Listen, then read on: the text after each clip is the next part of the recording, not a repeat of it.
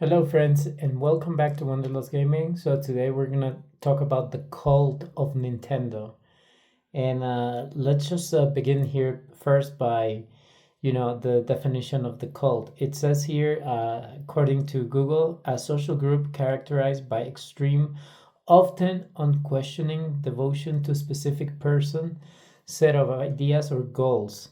These groups typically employ manipulative, authoritarian, and deceptive practices to isolate members from outside support and create dependency, posing significant psychological and physical risk.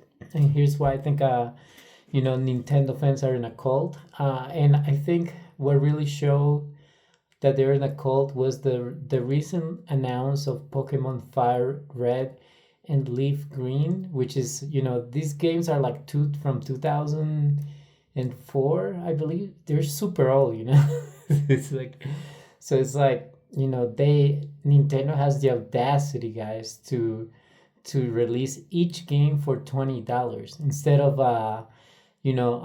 bundling as part of their expansion system, online system crap, whatever they have going on. So I just think it's like a little bit of a code that people defend their pricing.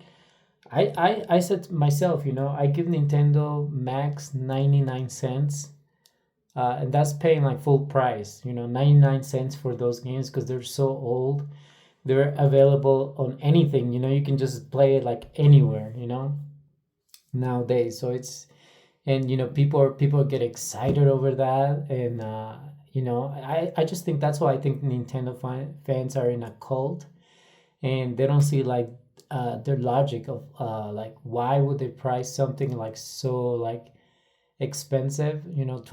I think like a reasonable price is 99 cents, and that's me being like, I'll buy it full price at 99 cents. And then you have the Virtual Boy thing, like people getting like excited over their Virtual Boy being shipped. That's like a cult mentality to me.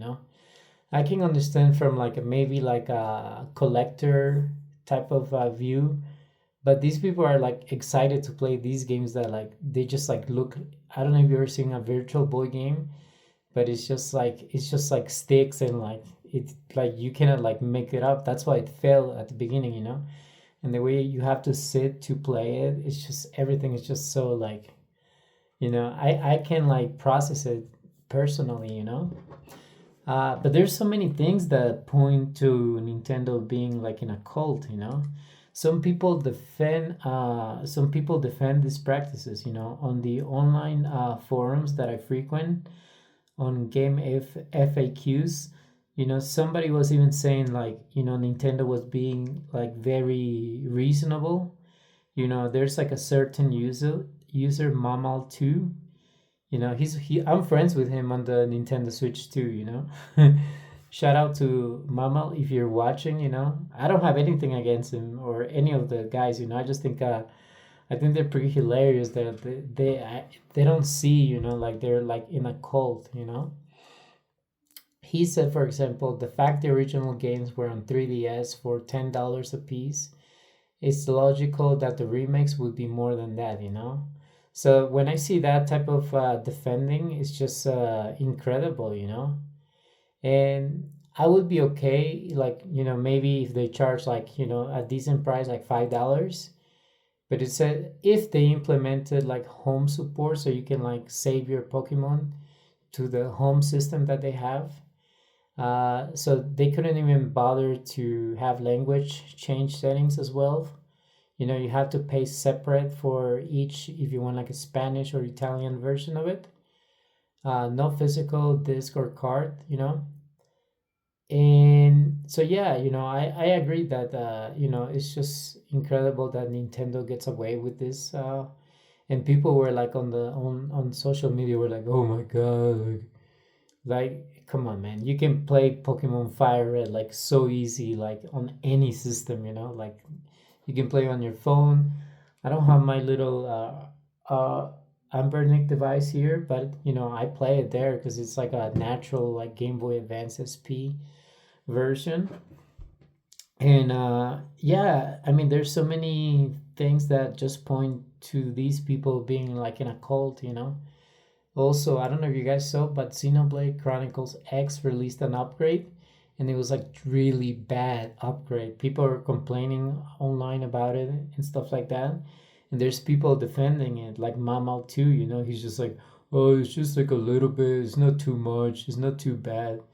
And you know, it's embarrassing. You know that Nintendo releases so-called upgrades for their games, and you know you can barely play them, you know, because the game dips to under 60 frames per second in certain areas, especially in New LA, you know. And I saw videos of that, you know, because I'm a huge Xenoblade fan, but I can still like, you know, call out the criticism, you know. So yeah, once again, I think they're in a cult, you know, and it's embarrassing for the gaming community, to be honest with you guys, that they defend Nintendo's bad practices, you know.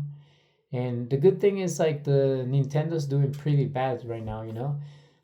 There's some links that said that the PlayStation 5 outsold again the Nintendo Switch 2. The Nintendo Switch 2, the PlayStation 5 is like a 6-year-old system, guys, and Nintendo can't even outsell it, you know. So I think it tells you people are waking up. You know, it's a local minority of Nintendo fans that are like lost their mind, and I think Nintendo's realizing that, and I think that they gotta do something if they wanna, you know, gain the casual market. You know, because right now, the PlayStation 5, when GTA 6 releases and Wolverine, it's game over for the Nintendo Switch 2. They will never be able to catch up to PlayStation. So that's the video for today, guys. I hope you guys enjoyed it. Have a great day. Bye bye.